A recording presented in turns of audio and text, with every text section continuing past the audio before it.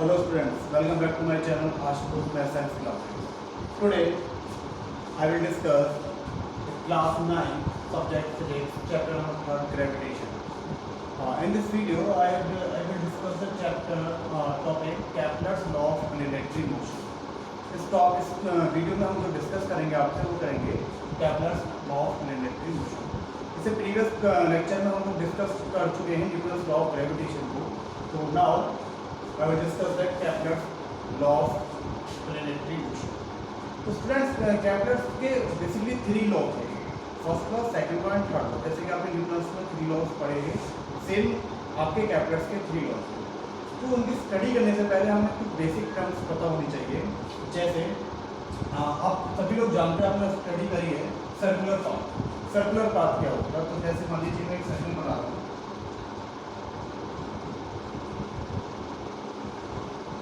ये आपका क्या है, एक circle mean circular path.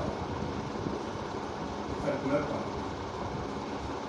Okay students, तो सर्कल में आप बेसिकली आप दो टर्म्स आपको दिमाग में रखनी होती हैं. क्या क्या होता है? Number 1 this is the centre. इसको नाम दीजिए, ये क्या है आपका सेंटर, ठीक है ना. एक तो टर्म होता है आपका सेंटर, जहाँ पर हमारा क्या है वो. नंबर सेकंड थिंग्स कि अगर सेंटर को हम सर्कमफेरेंस से मीट करते हैं, सही से मिला दें, ये आपका क्या हो जाता है, इसका रेडियस. यहाँ पर एक टर्म क्या होगा आपका रेडियस. ठीक है, तो बेसिकली आपकी दो टर्म्स होती हैं सर्कल के अंदर. कौन कौन सी टर्म्स होती हैं? Number 1 centre and number 2 radius. Same ऐसा ही सर्कुलर पाथ की तरह एक और पाथ होता है जिसको हम बोलते हैं इलिप्टिकल पाथ. नेम है आपका इलिप्टिकल पाथ. Elliptical path. तो स्टूडेंट्स इसकी जो शेप होती है वो लाइक अ एग, जैसे एग होता है इस टाइप की इसकी शेप होती है. अगर जैसे मैं इसकी शेप बनाऊं तो कुछ इस टाइप की ये शेप, इसको हम बोलते हैं इलिप्टिकल. ठीक है ना स्टूडेंट्स. ये है आपका एग शेप में, जो एग होता है एग शेप में इसकी जो शेप है वो लाइक एग होता है. इसमें क्या होता है, जैसे कि रेडियस, इसमें आपका सर्किल में एक रेडियस होती है, एक सेंटर होता है. सेम यहाँ पर क्या होता है, आपको ये समझना जरूरी है इलेक्ट्रिकल पाथ में कौन कौन सी टर्म्स होती हैं. तो नंबर 1 तो आपको याद रखना होगा कि इसमें स्टूडेंट्स एक होता है, ये जो मैं डॉटेड लाइन बना रहा हूँ, इस डॉटेड लाइन को हम बोलते हैं मेजर एक्सिस. इसका नाम होता है आपको, इसमें मैं अगर ग्राफ कर दूँ आपको, बस मैं आपको समझाने के लिए बताया था. इसकी जो शेप होती है वो लाइक एग होती है. ठीक है ना. तो यहाँ पर हमारी जो एक्सिस मैंने बनाई है उसको हम बोलते हैं मेजर एक्सिस. इस एक्सिस का नाम होता है मेजर एक्सिस. आप हॉरिजॉन्टल एक्सिस बोल सकते हो, हॉरिजॉन्टल का नाम हमने क्या रखा है तो मेजर एक्सिस. एंड सेकंड यहाँ पर होता है आपका एक और एक्सिस होती है जो वर्टिकल होती है, और इस वर्टिकल एक्सिस का नाम होता है आपका माइनर एक्सिस. Minor axis.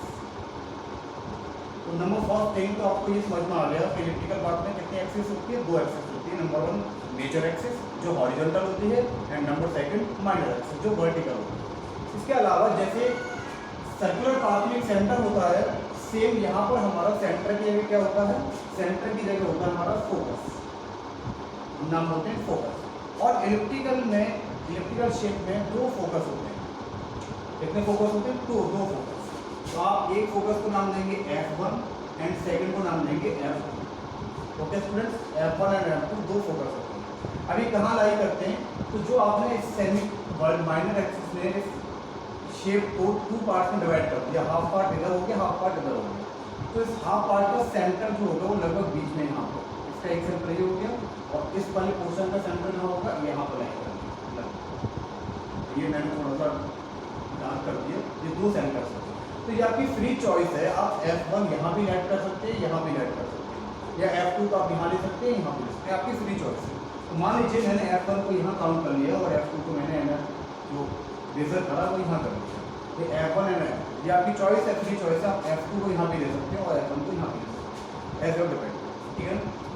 इसके बाद इसमें क्या होता है बेटा, ये जो इसका हाफ पोर्शन है मेजर एक्सिस से इतना, तो यहाँ से लेके यहाँ तक का जो इतना डिस्टेंस है इसको हम नाम बोलते हैं ए, स्मॉल ए. जैसे कि रेडियस होता था स्मॉल आर, यहाँ पर हमने हाफ पोर्शन को हमने क्या बोल दिया ए. वे ए क्या होता है आपका? ए होता है आपका सेमी मेजर एक्सिस. ये मेजर एक्सिस है, ये वाला जो हॉरिजॉन्टल होती है मेजर मेजर एक्सिस बोली जाती है। और इसका भी हमने क्या कर दिया, ये टोटल मेजर एक्सिस इसका हाफ कर दिया, तो हाफ को क्या बोलेंगे, semi major axis, semi major axis. Okay student, तो इलेक्ट्रिकल पाथ में कुछ टर्म्स हैं जो आपको यूज होंगी। नंबर 1, दो एक्सिस होती हैं, major axis and minor axis. And second things, दो फोकस होते हैं, वो फोकस आपके ऊपर चॉइस है, आप जहाँ भी आप इसको पुट कराना चाहें, आप F2 को यहाँ भी ले सकते हैं या यहाँ भी ले सकते हैं, लेकिन आपको एक फोकस एक ही जगह लेना है। F1 को मैंने यहाँ काउंट कर लिया और F2 को मैंने यहाँ ले लिया। तो ओके स्टूडेंट्स, इसका मेजर एक्सिस का अगर हाफ कर दिया जाए तो उसको बोलते हैं सेमी मेजर एक्सिस। ठीक है, अब इसमें होता क्या है, अगर हम बात करेंगे फर्स्ट लॉ की, ठीक है ना, तो मैं इसको पहले रफ कर दे रहा हूँ। मैंने सिर्फ आपको बेसिक टर्म्स बताई हैं, सर्कल का एक एग्जांपल लेके इलेक्ट्रिकल पाथ में कैसा कैसा कौन सी टर्म्स हमारी यूज होती है। नाउ हम बात करते हैं फर्स्ट लॉ, तो मैं इसको रफ कर रहा हूँ।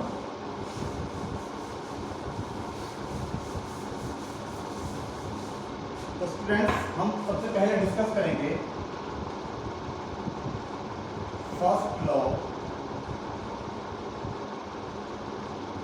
फर्स्ट लॉ किसका है, कैपलर्स के लॉ चल रहे हैं, मतलब कि बोल सकते हैं कैपलर्स फर्स्ट लॉ। ठीक है, और करके इस लॉ को हम एक और नाम से जानते हैं, बोलते हैं law of orbit, law of orbit.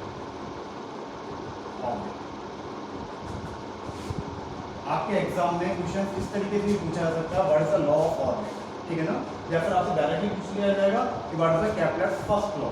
ठीक है, आपको किसी भी नेम से पूछा जा सकता है, आपको रेडी रहिएगा कि आपको अगर लॉ ऑफ ऑर्बिट पूछा जा रहा है तो इट मींस कि आपसे कैपलर्स फर्स्ट लॉ पूछा जा रहा है। ऑर्बिट का यहाँ पर मीनिंग होता है, ऑर्बिट मीन्स होता है पाथ। अभी हम जैसे इलेक्ट्रिकल पाथ को बोल लेते तो इसको इलेक्ट्रिकल ऑर्बिट भी कह सकते हैं। ठीक है, तो लॉ ऑफ ऑर्बिट ये कहता है आपका फर्स्ट लॉ कैपलर्स का, अगर हमारा कोई इलेक्ट्रिकल पाथ है इस तरीके से, अभी मैंने आपको समझाया था, ये इलेक्ट्रिकल पाथ हो गया आपका, इसमें आपको अभी पता है कि दो एक्सिस होती हैं। नंबर 1 ये हो गया आपका मेजर एक्सिस, ये हो गया मेजर एक्सिस,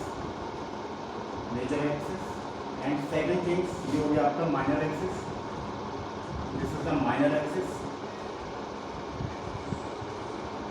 अभी आपको पता है कि दो फोकस होते हैं, दो फोकस आप कहीं भी ऐड कर लीजिए। फर्स्ट फोकस हमने मान लीजिए F1 यहाँ ले लिया, F1 एंड F2 को हमने यहाँ काउंट कर लिया, ये हो गया आपका F2। तो इस फर्स्ट लॉ के अकॉर्डिंगली कैपलर्स ने क्या बताया था, हमें क्या स्टेटमेंट दिया था, पहले आप पूरा समझ लीजिए। स्टेटमेंट है आपका कि कोई भी ऑर्बिट, मतलब इलिप्टिकल ऑर्बिट की बात हो रही है यहाँ पर, इलिप्टिकल, ये इलिप्टिकल शेप, ठीक है, तो इलिप्टिकल ऑर्बिट बोलेंगे, इलिप्टिकल ऑर्बिट। तो इलिप्टिकल ऑर्बिट में कोई भी आपका प्लेनेट की यहाँ पर जो भी कैपलर्स के लॉ वो प्लेनेट के लिए दिए गए हैं, और टोटल आपको पता है टोटल 8 प्लेनेट है। तो हम कोई भी एक प्लेनेट काउंट कर लेते हैं। सपोज मान लीजिए मैं बात कर रहा हूँ जुपिटर की, जब मैं जुपिटर की बात कर रहा हूँ, तो अगर ये जुपिटर कोई प्लेनेट है तो उसका क्या होगा, ये हमेशा इस पाथ पर क्या करता है, रिवॉल्व करता है। कैपलर्स ने बताया था कि कोई भी प्लेनेट इलिप्टिकल पाथ पे आपका क्या करता है, रिवॉल्व करता है। और सेकंड थिंग्स उसने सेकंड पॉइंट ये बताया कि जो हमारा सन होता है, आपको ये पता है एवरी प्लेनेट जो रिवॉल्व करता है वो सन के अराउंड करता है। तो जो सन होता है वो आपको किसी भी एक फोकस पे प्रेजेंट होगा, या तो आप फोकस F1 पर इसको एनालाइज कर लीजिए, मेजर कर लीजिए, या आपका जो सन होगा वो F2 पर भी हो सकता है। ठीक है, लेकिन किसी एक फोकस को होगा, F1 पे आप सन को ले सकते हैं या F2 पर ले सकते हैं। और जो भी प्लेनेट होगा वो सन के कैसा रोटेट करेगा, मान लीजिए कि ये ऐसे रिवॉल्व कर रहा है इस तरीके से, तो ये क्या है, ये किस पाथ पर रोटेट कर रहा है, किस पाथ पर रिवॉल्व कर रहा है, इलेक्ट्रिकल ऑर्बिट पर रिवॉल्व कर रहा है। तो नंबर 1 क्या हो गया, यहाँ पर जो स्टेटमेंट बना, स्टेटमेंट ये बना, अगर मैं आपको स्टेटमेंट बनाऊँ तो देखिए क्या हो गया, एवरी प्लेनेट, हम बात जुपिटर की कर रहे हैं लेकिन कोई भी प्लेनेट हो सकता है।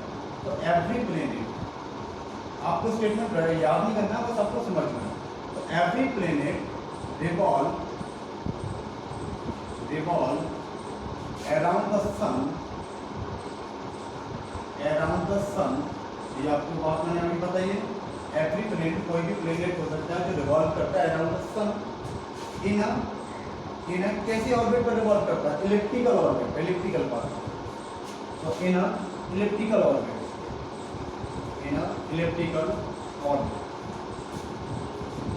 ये तो पॉइंट नंबर फर्स्ट हो गया।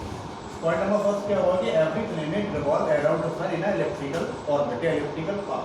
एंड सेकंड थिंग क्या बताया गया है, and sun is located at one focus of the elliptical orbit. Means कि जो सन होगा वो एक फोकस पे आपका प्रेजेंट होगा। हम बोल सकते हैं and sun is located at one focus of the elliptical orbit।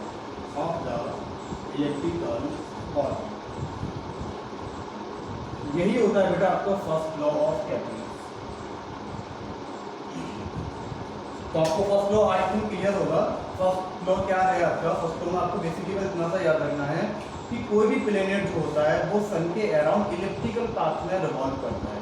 जो मोशन होता है उसका वो इलिप्टिकल पाथ में मोशन होता है। और इलिप्टिकल पाथ की आपको कंडीशन पता होनी चाहिए। इलिप्टिकल पाथ में क्या होता है, दो एक्सिस होती हैं, major and minor axis. Major axis पर जो मेजर एक्सिस होती है उस पर दो फोकस होते हैं, F1 एंड F2। F1 और F2 को पुट करना वो आपकी फ्री चॉइस है। आप F1 इधर भी ले सकते हैं, इधर भी ले सकते हैं, लेकिन सन जो लोकेट होता है वो किसी एक फोकस को होता है। आप इस डायग्राम को इस तरीके से भी बना सकते थे कि F1 की जगह आप इस सन को यहाँ पुट करा देते और कोई भी आपका जो भी प्लेनेट था वो अराउंड उसके क्या करता है, रिवॉल्व करता है। तो यहाँ से स्टेटमेंट क्या बनेगा? फर्स्ट पॉइंट आपको ये बता रहे हैं कि कोई भी प्लेनेट होगा वो around the sun elliptical path में मोशन करेगा। वही हमने लिखा है every planet revolve around the sun in a elliptical orbit. Orbit भी बोल सकते हैं, पाथ भी बोल सकते हैं। ये जो मैंने वर्ड लिखा है ऑर्बिट, इसी को हम क्या बोलते हैं, पाथ वर्ड भी यूज कर सकते हैं। ठीक है, तो every planet revolve around the sun in a elliptical path या elliptical orbit. And second thing क्या है कि जो सन होगा हमारा, सन हमारे किसी भी एक फोकस पर लाई करता है। तो हम कह सकते हैं sun is located at one focus. किसके वन फोकस पे? इलिप्टिकल पाथ पर। ठीक है ना, तो इलिप्टिकल पाथ की ऑर्बिट की किसी भी एक फोकस पाथ पर लाई करता है। ओके स्टूडेंट्स, ये आपका फर्स्ट लॉ है। आप इसको नोट कर सकते हैं वीडियो को पॉज करके। उसके बाद हम सेकंड लॉ की बात करते हैं। Now second law,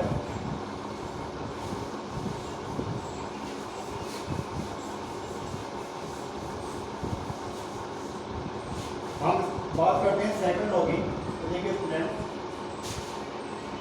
number second law, जैसे अभी हमने आपको बताया जो फर्स्ट लॉ होता है आपका कैल्कुलस का, उसको हम किस और नाम से जान सकते हैं, also known as law of, आपका हमने बताया था लॉ ऑफ ऑर्बिट। ठीक है ना, लॉ ऑफ ऑर्बिट के नाम से हम इसको समझ सकते हैं। और ऐसे ही जो सेकंड लॉ है कैल्कुलस का, इसको हम दूसरा नाम और करके कह सकते हैं, और जो आपके एग्जाम में नाम पूछा जा सकता है, law of area. Law of area second इसका नेम है। आपके एग्जाम में और करके पूछा जा सकता है कि what is the law of area. ठीक है ना, तो इसका मतलब क्या है कि लॉ ऑफ एरिया की अगर हम बात होगी, लॉ ऑफ एरियाज कर लीजिए, एरियाज। अगर हम लॉ ऑफ एरियाज की बात करेंगे तो इसके हम calculus second law of planetary motion की बात कर रहे हैं।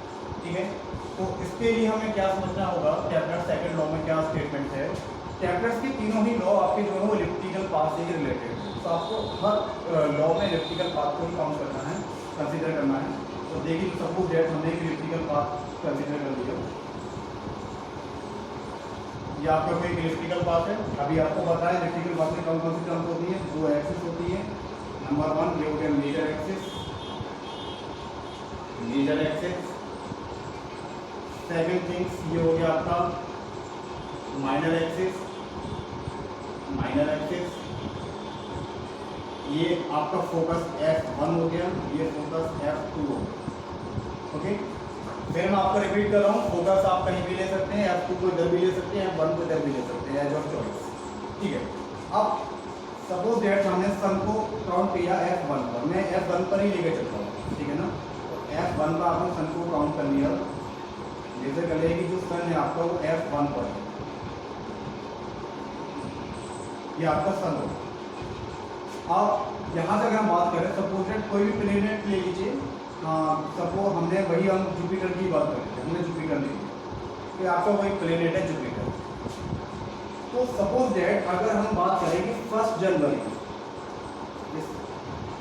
इसको आप थोड़ा सा केयरफुली सुनना मेरे स्टेटमेंट को, जो मैं आपको समझाना चाह रहा हूँ।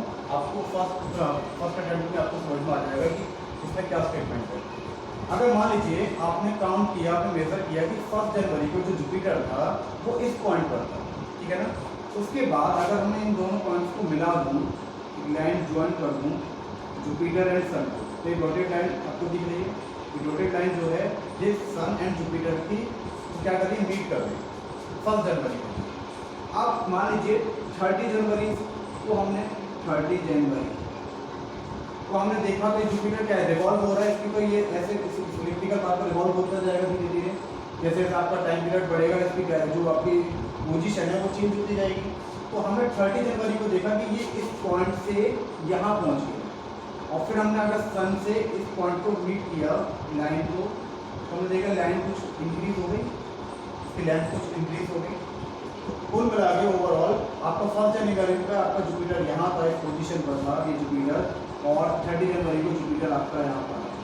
तो इस बीच में जो इसने एरिया कवर किया, जो स्वीप हुआ, स्वीप मीन्स कि इस तरीके से यहाँ पे स्वीप हो रहा है, तो जो स्वीप हुआ वो कितना एरिया कवर हुआ इसका, अगर मैं इसको एक पैरेलल लाइन से शो करूँ तो ये एरिया इसने 30 डेज में कवर किया।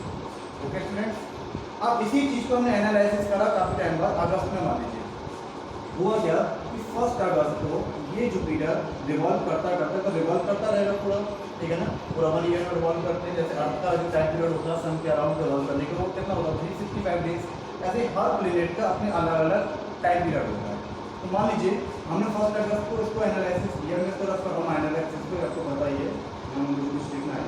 ये मान लीजिए 1 अगस्त को ये जो जुपिटर है वो यहाँ पहुँच गया, तो हमने इसकी लाइन को मीट किया, तो ये लाइन हुई। उसके बाद 30 अगस्त को हमने देखा, तो 30 अगस्त को सपोज दैट ये जुपिटर आ गया यहाँ पर, इस लाइन को हमने मीट किया, तो ये हुई। इस पोर्शन में अगर हमने देखा कि इसने कितना एरिया कवर किया, कितना एरिया स्वीप हुआ, तो कितना एरिया स्वीप हुआ, ये वाला एरिया स्वीप हुआ, इन्हें मैंने पैरेलल लाइन बनाई है, ठीक है। अब मैं इस पोर्शन को थोड़ा डार्क करता हूँ, तो देखिए एक पोर्शन में तो आपका ये वाला एरिया कवर हुआ है,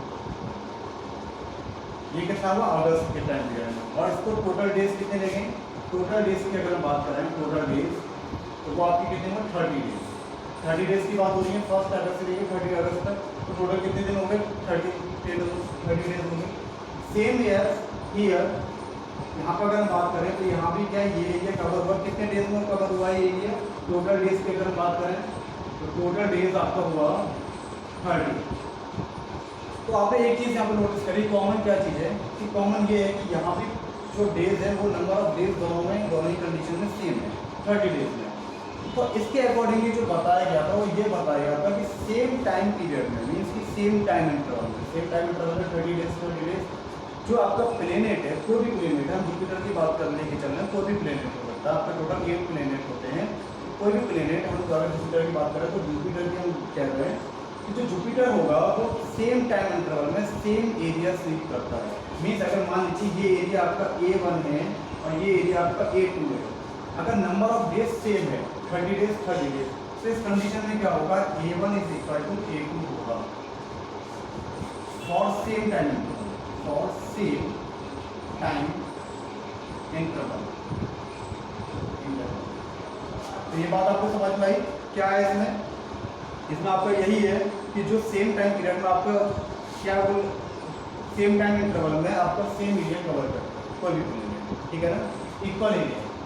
तो यहाँ पर हम लिख सकते हैं स्टेटमेंट, इसका स्टेटमेंट बनेगा एवरी प्लेनेट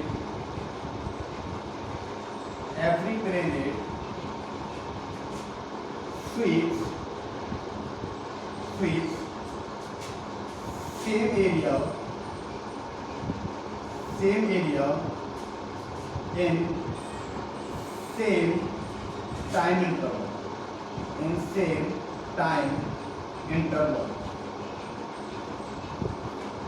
ये आपका छोटा सा स्टेटमेंट मीन्स आप कह सकते हैं यहाँ पर A1 इक्वल टू A2, और थोड़ा सा इसको स्टैंडर्ड बनाने के लिए आप इसकी मीनिंग भी कर सकते हैं। मान लीजिए ये पॉइंट आपने O मान लिया, O, इस पॉइंट को आपने नाम दे दिया A, इस पॉइंट को नाम दे दिया B, ठीक है, O A B।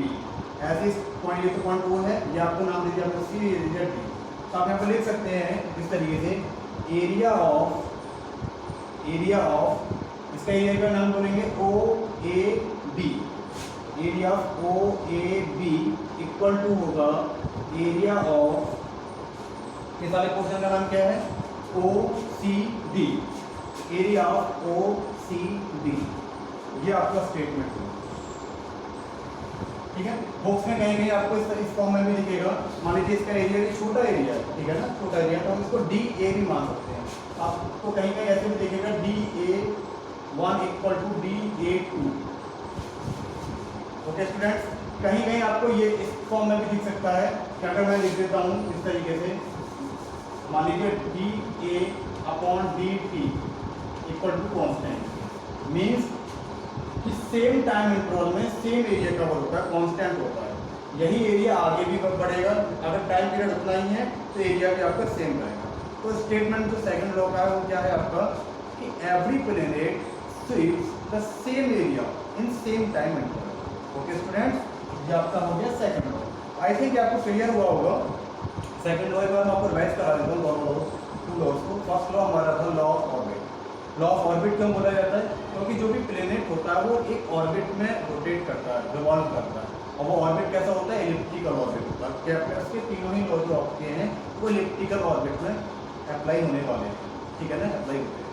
तो फर्स्ट लॉ में आपको बताया गया था कि कोई भी प्लेनेट होता है वो आपका सन के अराउंड इलिप्टिकल ऑर्बिट में रिवॉल्व करता है, एंड सन किसी एक फोकस पर होता है। For example when sun is located at one focus. Okay students, and first law में कोई मैथमेटिकली एक्सप्रेशन नहीं है, सिर्फ आपका थ्योरेटिकल एक्सप्रेशन, थ्योरेटिकल स्टेटमेंट है।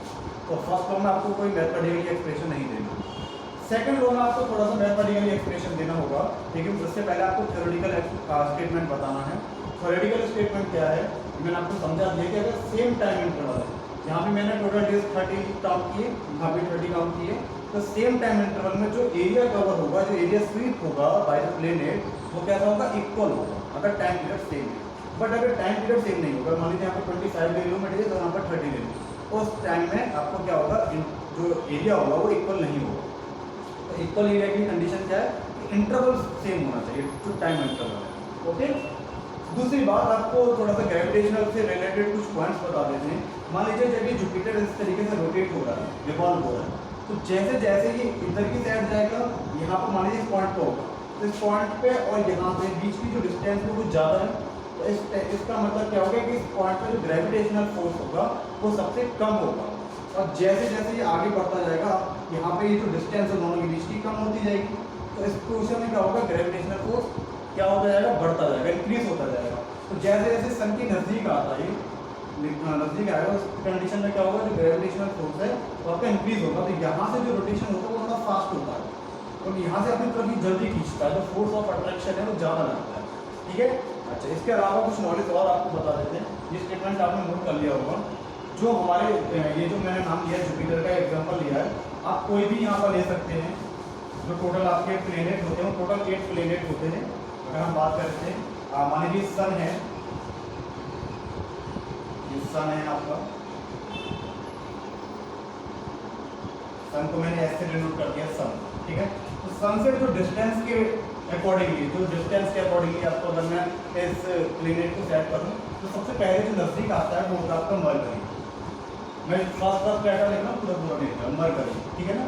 फर्स्ट जो आपका प्लेनेट होगा वो आपका मरकरी होता है, सेकंड होता है आपका वीनस, ओके स्टूडेंट्स, थर्ड होता है अर्थ, एंड फोर्थ होता है मार्स। ये डिस्टेंस के अकॉर्डिंगली लिखा हूँ, मतलब कि सबसे नज़दीक अर्थ होगा, मार्स, ये आपका मरकरी होगा, उसके बाद आपका वीनस होता है थोड़ा डिस्टेंस पर, उसका अर्थ होता है, देन मार्स होता है, नंबर 5 जुपिटर आता है, नंबर 6 सैटर्न होता है, Saturn, and number 7 Uranus, and number 8 Neptune. ये टोटल 8 आपके प्लेनेट हैं। तो ये 8 प्लेनेट के लिए पूरे की पूरे सबके लिए बात यही है, मतलब मैंने बोला ना एवरी प्लेनेट का कोई भी सभी प्लेनेट के लिए यही कंडीशन होती है। मैंने ऐसा नहीं मैंने जुपिटर का नाम लिया तो सिर्फ जुपिटर के लिए होता है, कोई भी प्लेनेट हो सकता है। मैंने तो सिर्फ एक प्लेनेट को कंसीडर कर लिया जुपिटर, तो आप कोई भी प्लेनेट के लिए सबके लिए यही चीज़ होती है। ठीक है स्टूडेंट्स, आप इसके बाद पास करते हैं थर्ड लॉ की। तो थोड़ा सा थर्ड वीडियोस हमारी लंबी हो रही है, थर्ड लॉ को हम नेक्स्ट वीडियो में डिस्कस करेंगे नेक्स्ट क्लास में। तो अगर आपको इसमें दोनों टू लॉज में अगर आपको कोई भी कंफ्यूजन हो तो आप मुझे कमेंट करके बता सकते हैं, इंडिविजुअल आप मुझे मैसेज भी कर सकते हैं। ओके स्टूडेंट्स, आई होप कि आपको क्लियर हुआ होगा। तो इसको स्टेटमेंट को आप वीडियो पॉज करके लिख सकते हैं और इसको अपने फेस कॉपी में नोट कर सकते हैं। और कोई भी अगर आपको कंफ्यूजन अभी भी बाकी है तो आप प्लीज़ मुझे बता दीजिए कमेंट करके।